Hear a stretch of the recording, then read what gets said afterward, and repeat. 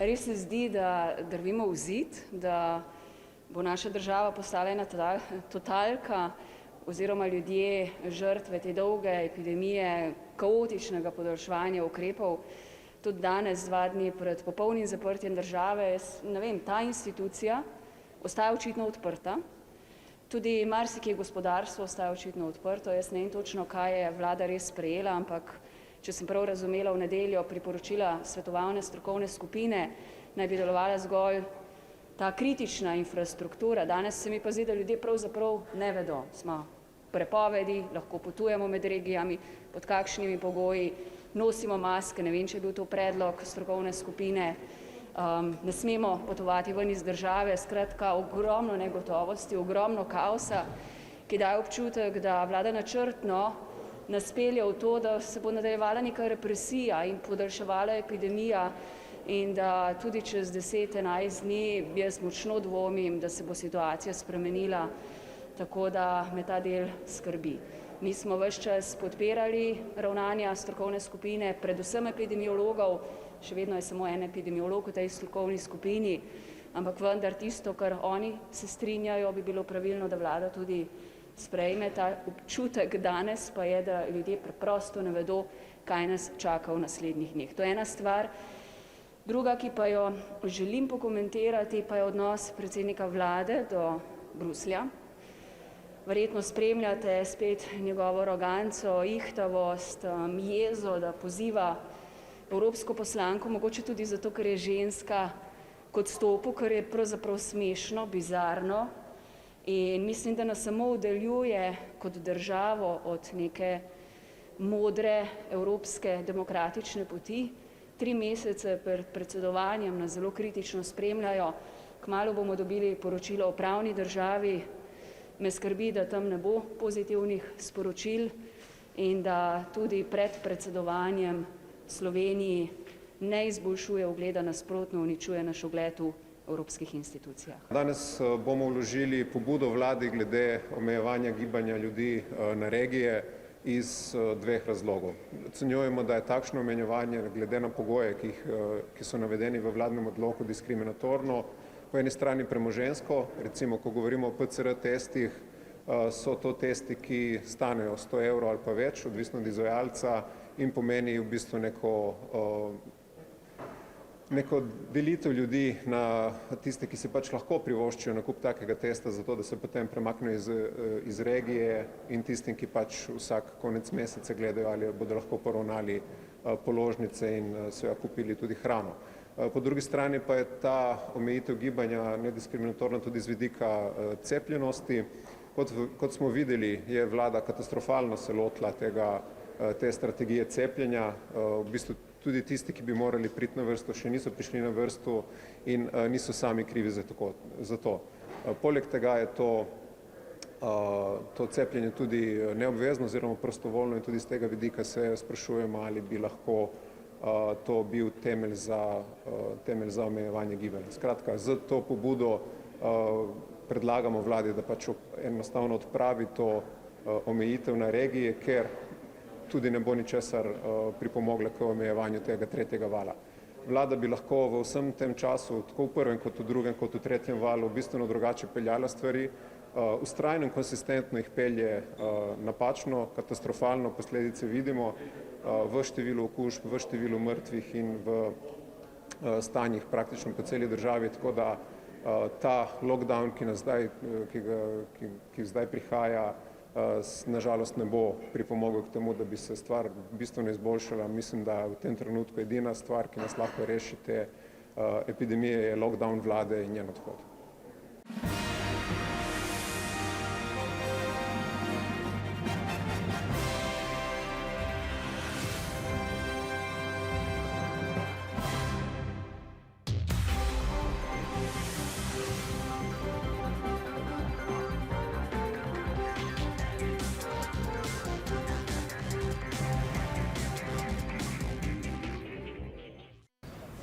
Cepljenje je edini način, da se vrnemo v naša normalna življenja. Tudi zato je Slovenska vojska vzpostavila nov cepilni center v vojašnici Edvarda Peperka in ga bo po 1. aprilu ponudila za uporabo tudi za civilno prebivalstvo. Tako da v tem trenutku že tečejo pogovori tudi z ljubljanskim zdravstvenim domom, da bo to eden izmed cepilnih centrov, ki bo namenjen za prebivalke in prebivalce mestne občine Ljubljana. To, kar sem videl, je dobro organizirano, kot vedno vojska za logistiko zna poskrbeti in sem hvaležen, da so to storili in s tem dodali še en dodaten kamenček k temu, da se prebivalstvo čim prej precepi in da zakorakamo v neko normalnost. Kakšno pa je zanimanje v Slovenski vojski, koliko računate, da se bo precepilo in kdaj se bo to pravzaprav zgodilo? V kolikom času torej? Na podlagi trenutno veljavne strategije cepljenja danes še poteka cepljenje pripadnikov Slovenske vojske, Uprave za zaščito in reševanja, policije in ostalih služb. Jaz verjamem, da bo precepljena večina slovenske vojske. A pa se vsi pridejo cepiti sam ali pač so? Ne. So različne lokacije, trenutno poteka cepljenje tukaj, v Mariboru in v Kranju. Kaj pa, kar se tiče pogovorov s zdravstvenim domom Ljubljana, rekli ste, da to nekako poteka od četrtka naprej, torej bo nekako to na voljo tudi ostalim prebivalcem Ljubljane, ali je to dogovorjeno, ali bodo četrtek nekateri poklicani sem? Je v fazi dogovora. Strani zdravstvenega doma Ljubljana smo bili zaprošeni, da bi pomagali in vojska se bo odzvala in tudi pomagala z objektom in z logistiko. Tako da do 1. aprila bo dogovor sklenjen in bojo zadeve lahko nemoteno tekle.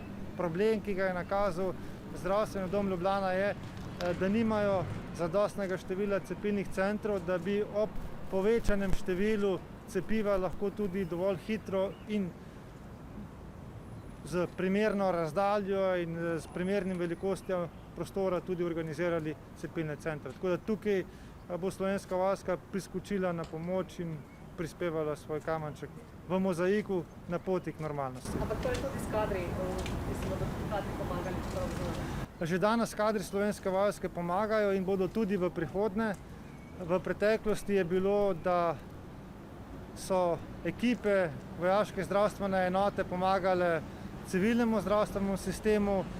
Dogajalo se je vmes tudi, da je civilni zdravstveni sistem priskočil na pomoč vojski. Gre za vzajemno sodelovanje in samo skupna medsebojna pomoč lahko daje konkretne rezultate in to vrstno sodelovanje bomo nadaljevali tudi v prihodnosti.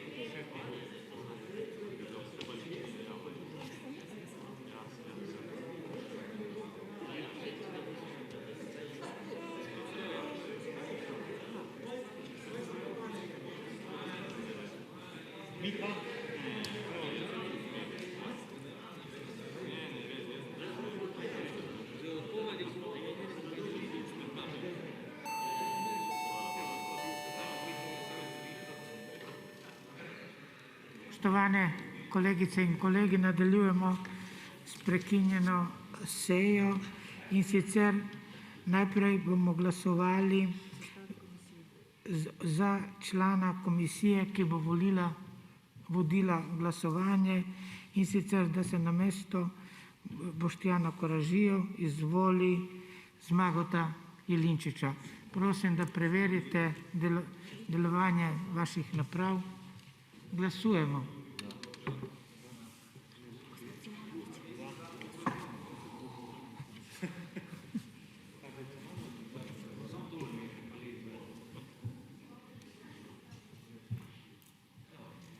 Navzočih je 47 poslank in poslancev, 47 je glasovalo za, nihče proti. Ugotavljam, da je sklep sprejet.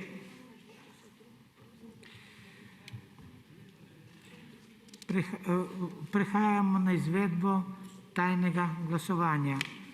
V skladu z 201. členom v povezavi s tretjim odstavkom 199. člena Poslovnika Državnega zbora o razrešitvi predsednika Državni zbor odloča s tajnim glasovanjem. V skladu s tretjim odstavkom 92. člena Poslovnika Državnega zbora bo poslankam in poslancem glasovnica vročena tako, da pride vsak poslanec k mizi predsedujočega in pove svoje ime in priimek. Poslanke in poslance prosim, da pri čakanju na vročitev glasovnic v skladu s preventivnimi ukrepi držite priporočeno medsebojno razdaljo. Glasuje se tako, da se na glasovnici obkroži besedo za ali proti.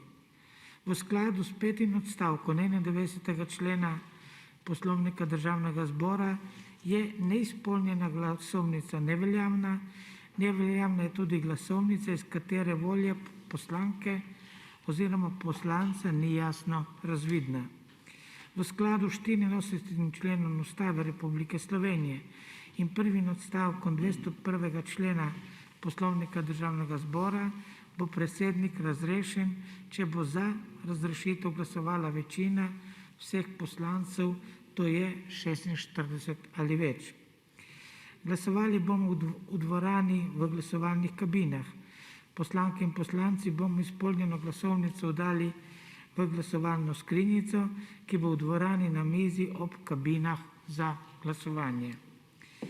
Preden preidemo na izvedbo tajnega glasovanja, opozarjam na določbo drugega odstavka 92. člena Poslovnika Državnega zbora, ki določa, da med tajnim glasovanjem v dvorano nimajo dostopa osebe, ki niso udeležene pri glasovanju. Zato pozivam vse strokovne sodelavce poslanskih skupin, da dvorano v tem času zapustijo. Prehajamo na izvedbo tajnega glasovanja. Poslanko in poslance, ki mi boste pomagali pri glasovanju, prosim, da se takoj zglasite v sobi 217, kjer bomo prevzeli volilni material. Glasovanje se bo pričelo ob 20:15 ter bo trajalo do 20:30. Prekinjam to točko dnevnega reda in sejo zbora, ki jo bomo nadaljevali ob 20:45. Hvala lepa.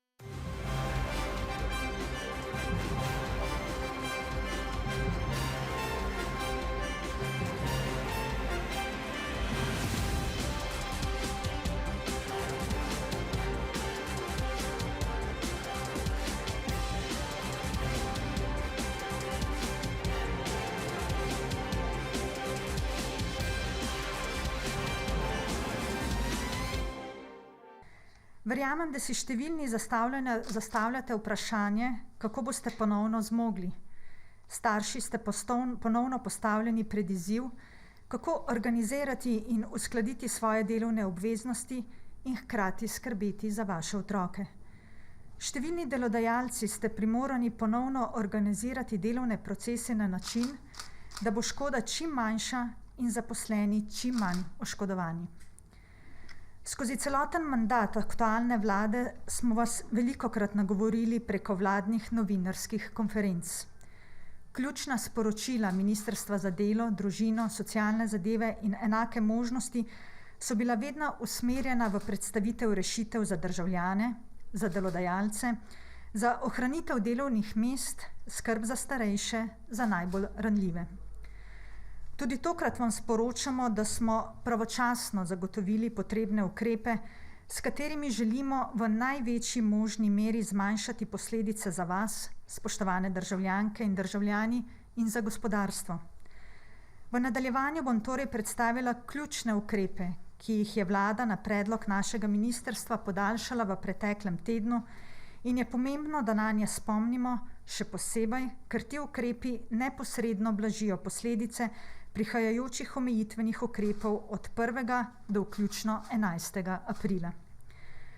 Na Ministrstvo za delo, družino, socialne zadeve in enake možnosti vseskozi pozornost in skrb namenjamo prav pripravi in prilagajanju ukrepov za ohranitev delovnih mest in pomoči gospodarstvu. Spodbujamo ukrepe, ki omogočajo, da delovni procesi tečejo, kjer je le možno, ter da se ohranjajo zaposlitve tam, kjer je epidemija posegla v običajno izvajanje gospodarske dejavnosti. Ključna ukrepa ostajata ukrep čakanja na delo in skrajšani delovni čas. Oba ukrepa še vedno veljata. V preteklem tednu pa je vlada s sklepom podaljšala, in sicer do 30. junija letošnjega leta, še veljavnost naslednjih ukrepov. Ukrep nadomestila plače delavcem zaradi odrejene karantene, ukrep nadomestila plač delavcem zaradi nemožnosti opravljanja dela zaradi višje sile, zaradi obveznosti varstva in tudi ustavitve javnega prevoza. Delavec, ki ne bo mogel opravljati dela zaradi višje sile, bo upravičen do odsotnosti z dela in bo imel pravico do nadomestila plače v višini 80% osnove. Višina nadomestila pa ne sme biti nižja od minimalne plače. Ukrep izredne pomoči mesečnega temeljnega dohodka za samozaposlene, družbenike, poslovodje in ustanovitelje zadrug, zavodov je tudi podaljšan. Poleg tega pa še ukrep delno povrnjenega izgubljenega dohodka za samozaposlene in družbenike za čas trajanja odrejene karantene na domu ali nezmožnosti opravljanja dela zaradi višje sile, zaradi obveznosti varstva otrok. Poleg tega pa tudi delno povračilo nekritih fiksnih stroškov. Pomembnost ukrepov in podaljšanje le-teh potrjuje dosedanja praksa koriščenja teh ukrepov. Ukrep delno povrnjenega izgubljenega dohodka za čas trajanja odrejene karantene na domu ali nezmožnosti opravljanja dela zaradi višje sile zaradi obveznosti varstva otrok je koristilo več kot 3600 upravičencev v višini 1,6 milijona evrov. Še več upravičencev je koristilo izredno pomoč v obliki mesečnega temeljnega dohodka v višini 700 oziroma 1100 evrov, in sicer v prvem valu več kot 51 tisoč upravičencev v višini skoraj 83 milijonov evrov, v drugem valu pa skoraj 38 tisoč upravičencev v višini skoraj 120 milijonov evrov. Pomembno torej je, da nikogar ne puščamo v negotovosti, saj ohranjamo ukrepe, ki blažijo posledice prihajajoče zaustavitve javnega življenja na državljane ter gospodarstvo. Vlada bo, tako kot do sedaj, tudi vnaprej vedno pomagala. Drugo sporočilo, ki ga želimo z vami danes deliti, pa je naš poziv ali spodbuda oziroma prošnja delodajalcem, da delavcem, kjer narava dela to dopušča, v čim večjem obsegu uredijo opravljanje dela na daljavo oziroma dela na domu. Želimo poudariti, da je opravljanje dela na daljavo izjemno učinkovit kolektivni ukrep zagotavljanja varnega in zdravega dela, saj lahko zajame veliko število delavcev, tveganje za okužbo na delovnih mestih pa zniža na najmanjšo možno mero ali ga celo odpravi. Podatki o obvestilih o delu na domu nam kažejo, da je za obdobje od letošnjega januarja do konca marca delo na domu prijavilo nekaj manj kot 1600 poslovnih subjektov za skoraj 77 tisoč delavcev. Največ prijavljenih je bilo v dejavnostih izobraževanja, javne uprave in obrambe, obvezne socialne varnosti, računalniškega programiranja, svetovanja in drugih s tem povezanih dejavnosti. Največ prijav je bilo v osrednjeslovenski, savinjski, podravski in gorenjski regiji ter najmanj na primorsko-notranjski, posavski in zasavski. Ker se soočamo z velikim številom okužb na delovnih mestih, pa je toliko bolj pomembno, da ga izvajamo vsi v celotni Sloveniji, tako v državni upravi kot v gospodarstvu. Naj za primer dodam, da delo na daljavo uspešno realiziramo tudi na našem ministrstvu. Ga dosledno izvajamo vse od prvega vala naprej. Lahko rečem, da smo v relativno kratkem času delovne procese uspešno prilagodili novim potrebam, ob tem pa celo okrepili sodelovanje s številnimi deležniki. Za primer naj omenim odlično sodelovanje z domovi za starejše preko videokonferenc, ki jih izvajamo na tedenski bazi in so zelo dobro sprejeti. Zavedamo se, da tovrstne hitre prilagoditve lahko predstavljajo izziv za delodajalce. A moramo se zavedati, da smo pri obvladovanju epidemije lahko uspešni le, če vsi prispevamo v največji možni meri. Naj spomnim, da smo na ministrstvu že pred časom bistveno poenostavili obveščanje o delu na daljavo strani delodajalcev, ki to od začetka decembra dalje storijo z elektronskim obrazcem na portalu Spot. Ob tem je pomembno spomniti, da lahko delodajalci delo na domu sprejmejo tudi enostransko, kot ukrep zagotavljanja varnega in zdravega dela.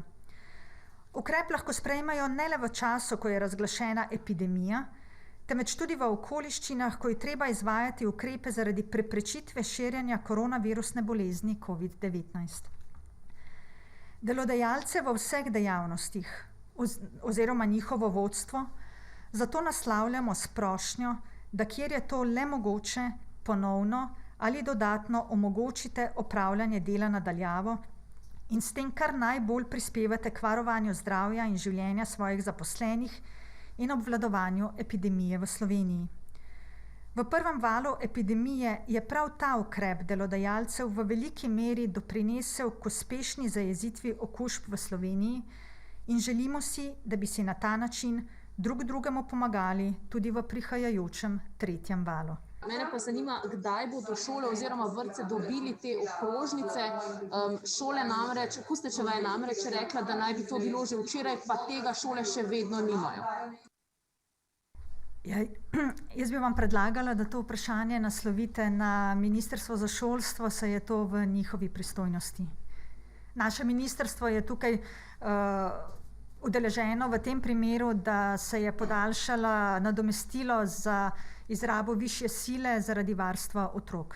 Ja, mene pa samo zanima, ker ste omenili zdaj le višjo silo zaradi varstva otrok. Me zanima, če imate morda kakšen podatek, koliko delodajalcev recimo temu ukrepu ni naklonjenih in dejansko to onemogočajo potem staršem, da bi tudi izkoristili. Hvala. Zdaj podatka o tem, koliko delodajalcev temu ni naklonjenih, nimamo. Tudi nimamo nekih prijav, da bi se na nas naslovili delavci, ki bi rekli, da jim delodajalci tega ukrepa ne omogočajo. Tukaj bi želela poudariti, da delodajalci lahko uveljavljajo s strani države nadomestilo, ki ga izplačajo vsem tem zaposlenim, ki doma koristijo višjo silo zaradi varovanja otrok. In sicer so delavci upravičeni do 8% nadomestila, delodajalci pa potem dobijo povračilo tega nadomestila tudi v višini 80%.